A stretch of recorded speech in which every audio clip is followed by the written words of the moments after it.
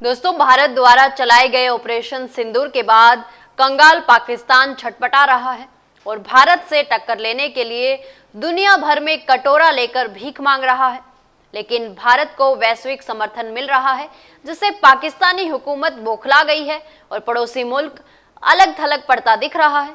America, Britain, France, Brazil, Netherlands, Israel और Iran के बड़े नेताओं ने भारत के आत्मरक्षा के अधिकार का समर्थन किया। आइए जानते हैं क्या है पूरा मामला। भारत पाकिस्तान के बीच लगातार तनाव बढ़ रहा है। इस दौरान ब्राजील के राष्ट्रपति लूला डा सिल्वा ने पीएम नरेंद्र मोदी से फोन पर बात कर आतंकवाद के खिलाफ लड़ाई में एकजुटता जताई। ब्रिटिश सांसद प्रीति पटेल ने पहलगाम हमले की निंदा करते हुए कहा कि आतंक पालने वालों का खात्मा होना चाहिए। अमेरिकी सीनेट के विदेश मामलों की समिति के अध्यक्ष सीनेटर जिम रिश ने पहलगाम हमले के दोषियों के खिलाफ भारत के प्रयासों का समर्थन किया। ईरान के विदेश मंत्री अब्बास अरागची भारत पहुंचे। पहलगाम हमले पर एकजुटता के लिए राष्ट्रपति द्रौपदी मुर्मू ने उनका आभार जताया। वहीं सऊदी अरब के विदेश मामलों के जूनियर मंत्री अदेल अल जुबैर अचानक भारत दौरे पर पहुंचे। उन्होंने विदेश मंत्री एस जयशंकर से बात की।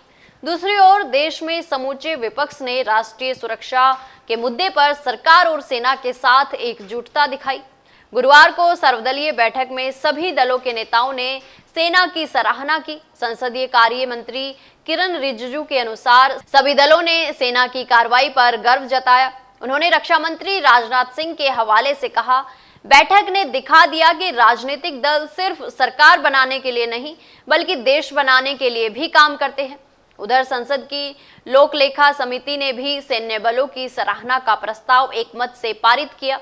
सर्वदलीय बैठक के बाद एआईएमआईएम प्रमुख असदुद्दीन ओवैसी ने कहा, अमेरिका टीआरएफ को आतंकी संगठन घोषित करे। कुछ नेताओं ने सांप्रदायिक सद्भाव के उपायों का आह्वान किया। आतंकवाद के खिलाफ लड़ाई में भारत को पूरा समर्थन। लूला डा सिल्वा ब्राजील के राष्ट्रपति लूला डा सिल्वा ने कहा कि पहलगाम में हुई घटनाक्रम पर उनकी गहरी संवेदना है। साथ ही कहा कि आतंकवाद के खिलाफ लड़ाई में उनकी भारत के साथ पूरी तरह एकजुटता और समर्थन है। भारत का आतंकवादी ढांचे पर कार्रवाई करना उचित। ब्रिटेन के पूर्व पीएम ऋषि सुनक ने कहा कि कोई देश आतंकवाद नहीं झेल सकता। भारत का आतंकी ढांचे पर आतंकियों को दंड देना जरूरी है। भारत के संघर्ष के समर्थन में फ्रांस के विदेश मंत्री जीन नोएल बेरो ने कहा कि आतंकी समूहों के खिलाफ भारत के संघर्ष का फ्रांस पूरी तरह से समर्थन करता है। कश्मीर 100% भारतीय। नीदरलैंड्स के सांसद ग्रिट विल्डर्स ने सोशल मीडिया पर पोस्ट में कश्मीर को 100% भारतीय बताया। सोशल मीडिया प्लेटफॉर्म एक्स पर #पाकिस्तान बिहाइंड पहलगाम उपयोग किया। आतंकियों को बचाने के लिए दुनिया में कोई जगह नहीं। भारत में इजराइल के राजदूत रेटवेन अजार ने कहा कि भारत को आत्मरक्षा का अधिकार है। आतंकी जान ले कि उन्हें बचाने के लिए दुनिया में कोई जगह नहीं है। आतंकियों को शय देकर पाकिस्तान खुद को पीड़ित न दिखाए। निकी हेली। अमेरिका में भारतीय मूल की रिपब्लिकन नेता निकी हेली ने कहा कि पहलगाम घटनाक्रम में 2 दर्जन से ज्यादा हिंदुओं का नरसंहार हुआ।